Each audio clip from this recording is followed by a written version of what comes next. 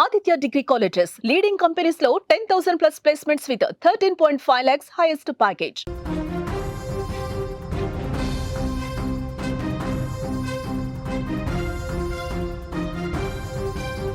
గండికోటలో దారుణ హత్యకు గురైన విద్యార్థిని వైష్ణవి హత్య కేసులో కొత్త కోణం కనిపిస్తోంది. వైష్ణవి డెడ్ బాడీ పైన ఆమె డెడ్ బాడీ పైన కనిపిస్తున్న గాయాలు, రక్కిన గోళ్లతో రక్కిన దృశ్యాలు చూస్తుంటే హంతకుడు లోకేష్ ఒక్కడే చేశాడా, ఇంకెవడైనా ఈ హత్యలో పాల్గొన్నాడా అనే డౌట్స్ వస్తున్నాయి. వైష్ణవి కుటుంబం చాలా స్పష్టంగా ఆరోపిస్తుంది, లోకేష్ ఒక బేకారని, ఒక జులాయి అని, తన కూతురిని వెంటపడి తన వైపు తిప్పుకొని వశపరుచుకొని తన కూతురు తనకు కాకుండా చేశాడని, చాలా రోజులుగా లోకేష్ తన కూతురిని వెంటాడుతున్నాడని, తన మత్తులోకి దించి, ప్రేమ మత్తులోకి దించి తన కూతురిని అన్యాయంగా దారుణ హత్యకు గురి చేశాడని, ఈ హత్యలో లోకేష్ ఒక్కడే లేడు, ఇంకా కొందరి పాత్ర ఉందని చెప్తున్నారు. స్క్రీన్లో మీరు విజువల్స్ చూస్తున్నారు. లోకేష్ గండికోటకి ఆ అమ్మాయి వైష్ణవితో లోపలికి వెళుతున్న వీడియో మీరు ఒక బాక్స్లో చూస్తుంటే, ఒక్కడే రోడ్డు పైన తిరిగి వస్తున్న వీడియో ఇంకో బాక్స్లో చూస్తారు. ఈ దృశ్యం చూస్తే చాలా డౌట్స్ కనిపిస్తున్నాయి. సీసీ కెమెరాలో దొరికిన ఈ రెండు దృశ్యాలు వైష్ణవి హత్య కేసులో అనేక ప్రశ్నల్ని లేవనెత్తుతున్నాయి. ఒకటి, లోపలికి వెళ్ళిన గంటలోపే మీరు చూస్తున్నారు వైష్ణవితో గండికోట లోపలికి వెళ్తున్న లోకేష్ బైక్ మీద నిలబడ్డ వీడియో ఒకటి. రెండోది వచ్చేసి ఒక్కడే గండికోట లోపల నుంచి బయటకు వస్తున్న వీడియో ఒకటి. ఈ రెండు వీడియోలో రికార్డింగ్కి కేవలం గంట సమయం మాత్రమే గ్యాప్ ఉంది. ఈ గంటలోనే వైష్ణవిని ఇంత దారుణంగా లోకేష్ చంపేశాడా, లేదంటే తెలివిగా లోకేష్ ఈ వైష్ణవిని తీసుకొని అక్కడికి వెళ్ళి ముందుగానే ప్లాన్ వేసుకొని తనకు తెలిసిన వ్యక్తులకి వైష్ణవిని అప్పజెప్పి హత్యకు పాల్పడ్డాడా? ఇటువంటి అనుమానాలు అన్నీ కలుగుతున్నాయి. ప్రస్తుతం ఈ కేసుకు సంబంధించిన అప్డేట్స్ అందించడానికి మా కడప ప్రతినిధి సుదర్శన్ ఫోన్ లైన్లో ఉన్నారు. ఒకసారి సుదర్శన్ ఈ కేసును ఫాలో చేస్తున్నాడు.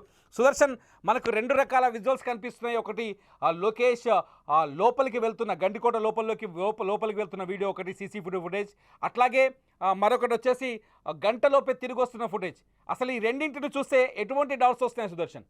ఇక్కడ ఈ గంట లోపల ఏం జరిగింది లోపల అనేది ఇప్పుడు మిస్టరీగా మారింది. పోలీసులు కూడా దాన్ని ఛేదించే ప్రయత్నంలోనే ఉన్నారు. ఇద్దరు కూడా లోకేష్, వైష్ణవి ఒకే బైక్ లో వెళ్లారు. టోల్ గేట్ దగ్గర, అంటే అక్కడ పార్కింగ్ ఫీజు ఉంటుంది, దాన్ని కట్టే దగ్గర ఉన్నటువంటి సీసీ ఫుటేజ్ లో రికార్డ్ అయినటువంటి ఫుటేజ్ అది. అందులో ఇద్దరు ఒకే బైక్ లో వెళ్తూ ఉన్నారు. వెళ్ళిన తర్వాత గంట లోపలే వైష్ణవి లోపలే ఉంది, లోకేష్ ఒక్కడే బైక్ లో వచ్చాడు. ఈ గంట లోపలే ఏం జరిగింది లోపల అన్నది ఇప్పుడు మిస్టరీగా మారింది. అయితే పోలీసులు గుర్తించినటువంటి కొన్ని క్లూస్ ప్రకారము వీళ్ళ బైక్ వెళ్ళిన వెంటనే వీళ్ళ బైక్ వెనుకల మరో ఇద్దరు యువకులు వీళ్ళని ఫాలో అవుతూ వెళ్ళినట్టుగా పోలీసులు గుర్తించారు. ఆ ఇద్దరు యువకులు ఎవరు, వాళ్ళు వెళ్ళిన తర్వాత వీళ్ళతో, అంటే లోకేష్ తో జాయిన్ అయ్యాడా, ముగ్గురు కలిసి ఆ అమ్మాయిని వేధించారా, అమ్మాయి పైన అత్యాచారం చేసి చంపేశారన్న అనుమానాలు కూడా వారి తల్లిదండ్రులు వ్యక్తం చేస్తూ ఉన్నారు. అంటే చాలా మంది గండికోటకు వెళ్ళినప్పుడు అక్కడ ఉన్నటువంటి చాలా ప్లేసెస్ చూడడానికి ప్రిఫరెన్స్ ఇస్తారు, అంటే ప్లేసెస్ చూడడానికి ప్రాధాన్యత ఇస్తారు. కానీ అక్కడ ఉన్నటువంటి రంగనాయక స్వామి టెంపుల్ వెనుక వైపున ముళ్ళ పొదల దగ్గరికి ఎందుకు వెళ్లాల్సి వచ్చింది? నిజానికి అక్కడంతా కూడా అటవీ ప్రాంతం లాగా ఉంటుంది, ముళ్ళ పొదలు ఎక్కువ ఉంటాయి, ఎవరు కూడా అక్కడికి వెళ్ళరు. టెంపుల్ సరౌండింగ్స్ లోకి వెళ్ళి చూస్తే ఆ వ్యూ కనిపిస్తుంది, అంతే తప్ప ఎవరు ఆ ప్రహరీ గోడ దిగి అటువైపుగా వెళ్లరు. కానీ డెడ్ బాడీ అక్కడ పోలీసులకు లభించింది, అంటే అక్కడి వరకు వీళ్ళు ఎందుకు వెళ్ళారు అన్నది ఇప్పుడు మిస్టరీగా మారింది. ఎందుకంటే గండికోటకి వెళ్ళి అక్కడ సైడ్ సీన్ చూసి ఎంజాయ్ చేసి రావాలంటే రావచ్చు, కానీ వీళ్ళు ఏకాంతంగా కలవడం కోసం వెళ్ళారా అక్కడి వరకు? అక్కడికి లోకేష్ అంటే సుదర్శన్, ఇక్కడ ఒక పాయింట్ సుదర్శన్, వెనకాల ఎవరైతే బైక్ మీద ఇద్దరు కుర్రాళ్ళు వచ్చారని అనుమానాలు వ్యక్తమవుతున్నాయో వాళ్ళని ఐడెంటిఫై చేసే ప్రక్రియ ఏమైనా మొదలైందా, లేకపోతే వాళ్ళు అసలు ఏం జరిగి ఉంటుంది? ఈ లోకేష్ క్యారెక్టర్ ఏంటి? లోకేష్ క్యారెక్టర్ అంటే కంప్లీట్ గా జులాయి, అతను ఇంటర్మీడియట్ డ్రాప్ అవుట్, ఊర్లో ఉంటాడు, జులాయిగా తిరుగుతూ ఉంటాడు. వాళ్ళ తల్లిదండ్రులు కూడా అతన్ని పెద్దగా పట్టించుకోరు, తనకు ఒక సొంత బైక్ కూడా లేనట్టుగా చెప్తూ ఉన్నారు. కాకపోతే వాళ్ళు వీళ్ళ ఫ్రెండ్స్ అడిగి తీసుకుంటూ ఉంటాడు. ఎర్రగుంట్ల మండలం అన్లదుర్తి గ్రామము, అక్కడే ఉంటది వీళ్ళ ఫ్యామిలీ. అక్కడి నుంచి ఈ అమ్మాయి ఫ్యామిలీ పొద్దుటూరుకి షిఫ్ట్ అయినప్పటి నుంచి కూడా అతను ప్రొద్దుటూరుకు వస్తున్నాడు. ఈ అమ్మాయి ఇంటి నుంచి కాలేజీకి వెళ్లే సమయంలో ప్రతిరోజు కూడా రెక్కి నిర్వహించి ఆ అమ్మాయిని ఏదో ఒక విధంగా మాటలు కలపడం చేస్తుంటాడు. అంతేకాకుండా అమ్మాయిని అనేక సార్లు బ్లాక్ మెయిలింగ్ కూడా చేసినట్టు మనకు సమాచారం అందుతుంది. నేను చెప్పిన టయానికి నువ్వు బయటికి వచ్చి నన్ను కలవకపోతే నేను చేతులు కోసుకొని చనిపోతాను, నేను సూసైడ్ చేసుకుంటాను అంటూ అనేక సార్లు ఆ అమ్మాయిని బెదిరించిన పరిస్థితుల్లో నిజంగానే అలాంటి సిచ్యువేషన్ వస్తే అది తన మీదకి ఎక్కడొస్తుందో అన్న భయంతో కూడా వైష్ణవి చాలా సార్లు లోకేష్ ను కలవడానికి తల్లిదండ్రుల కళ్ళు చెప్పి బయటికి వెళ్ళింది. నిన్న కూడా అదే జరిగింది. మనం గండికోటకి వెళ్ళి 1 hour లో తిరిగి వచ్చేస్తాము, మళ్ళీ కాలేజీ లంచ్ టైంకల్లా నిన్ను ప్రొద్దుటూరులో వదిలిపెడతానని చెప్పిన మేరకే ఆ అమ్మాయి లోకేష్ తో పాటు బైక్ ఎక్కి వెళ్ళిపోయినట్టుగా తెలుస్తుంది. తను ప్రొద్దుటూరులోనే ఆ అమ్మాయిని రిసీవ్ చేసుకున్నాడు. ప్రొద్దుటూరు నుంచి దాదాపు 35 కిలోమీటర్ల జర్నీ ఉంటుంది గండికోట వరకు కూడా.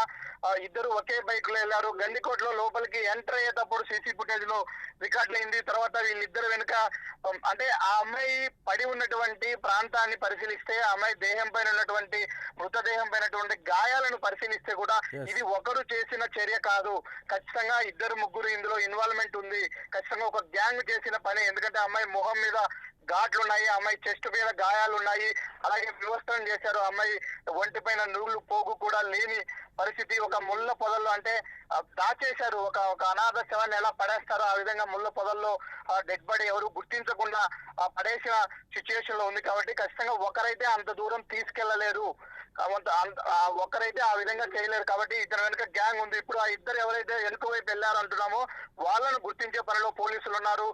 వాళ్ళు కూడా ఇతని సొంత గ్రామానికి చెందిన వాళ్ళే. ఎందుకంటే ఇతను గ్రామంలో కూడా ఒక గ్యాంగ్ ను మెయింటైన్ చేస్తున్నాడు. ఇతనితో పాటు 3-4 గ్యాంగ్ చేసుకుని ఎప్పుడు తిరుగుతూ ఉంటాడు. ఆ గ్యాంగ్ లో ఉన్నటువంటి సభ్యులైనా లేకపోతే వేరే వాళ్ళు ఎవరైనా ఉన్నారా అన్న కోణంలో ఇప్పటికైతే కొంత అనుమానాలు బలపడుతూ ఉన్నాయి. మరొక విషయం కూడా ఇప్పుడిప్పుడే బయటకు వస్తూ ఉంది. ఇతను ఆ అమ్మాయి పోలీసుల విచారణలో మొదటగా చెప్పింది, ఎస్ మేమిద్దరం కలిసి గండికోటకి వెళ్ళాము, ఆ విషయము మా తల్లిదండ్రులకు తెలిసింది, వెంటనే అక్కడి నుంచి వెళ్ళిపోమని ఆ అమ్మాయిని జమ్మలమడుగు వచ్చి బస్ ఎక్కిచ్చేశాను నేను అని మరో వర్షన్ కూడా పోలీసులకు చెప్తూ ఉన్నాడు.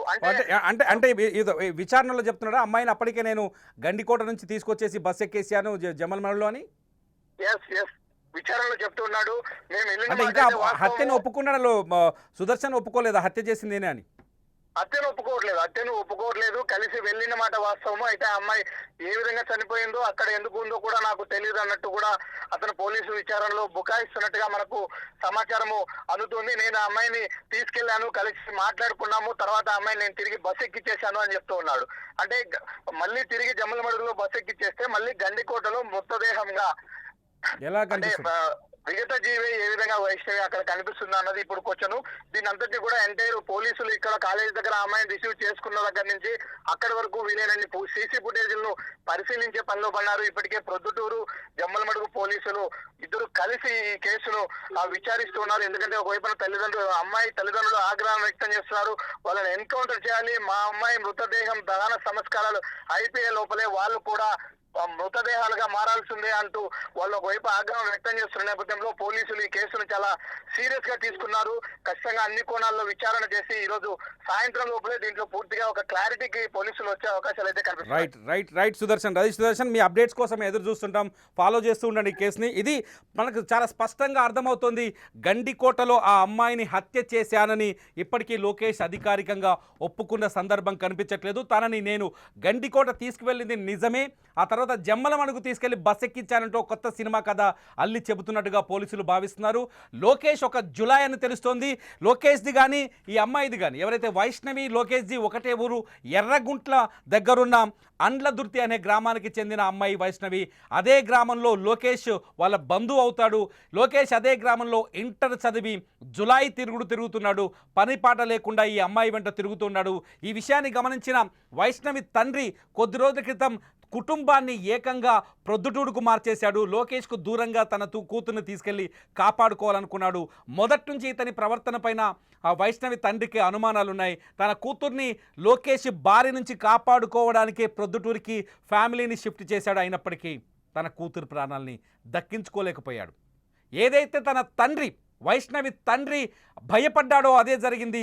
లోకేష్ని ప్రేమించి లేకపోతే లోకేష్ మాయలో పడ్డ పాపానికి వైష్ణవి తన ప్రాణాలని కోల్పోయింది.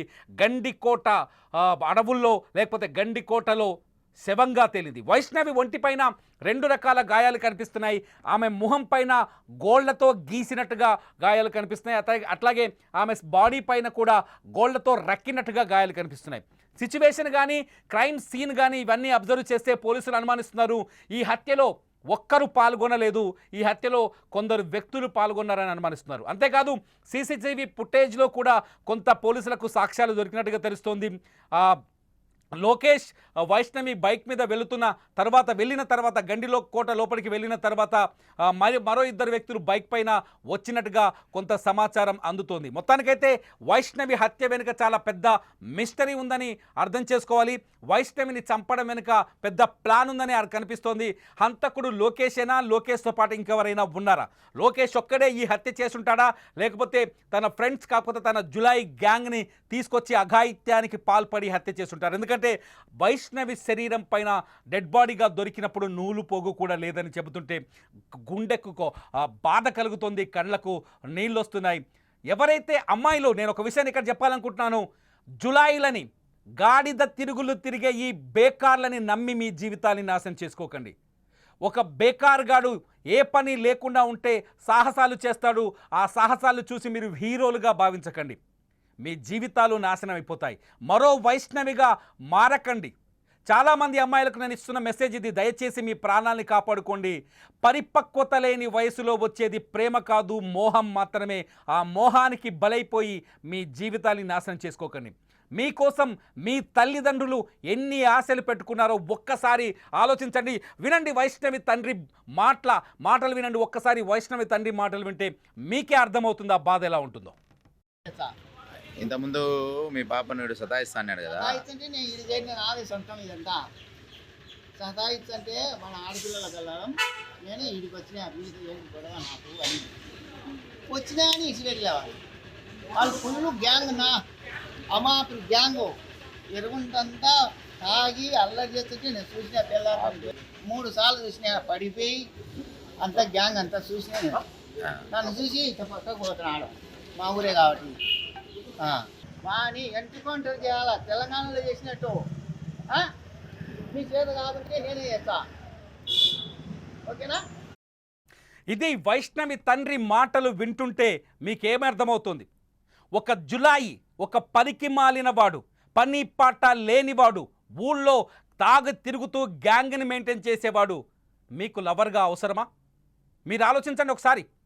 ఇలాంటి గాడిదల్ని నమ్మితే మీ జీవితాలు ఏమవుతాయి? ఒక్కసారి ఆలోచించండి.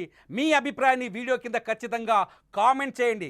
ఆడపిల్లలు మాత్రమే కాదు, వాళ్ళ తల్లిదండ్రులు కూడా ఈ వీడియో కింద ఖచ్చితంగా మీ అభిప్రాయాన్ని కామెంట్ చేయండి. మీ అభిప్రాయాలపైన నేను మరో వీడియో చేస్తా. మీరు వైష్ణవి హత్య కేసులో అప్డేట్స్ కోసం రెగ్యులర్గా సుమన్ టీవీ డిజిటల్ లైవ్ని ఫాలో అవ్వండి. ప్రతి అప్డేట్ని మీకు అందించే ప్రయత్నం చేస్తాం. చూస్తూనే ఉండండి సుమన్ టీవీ.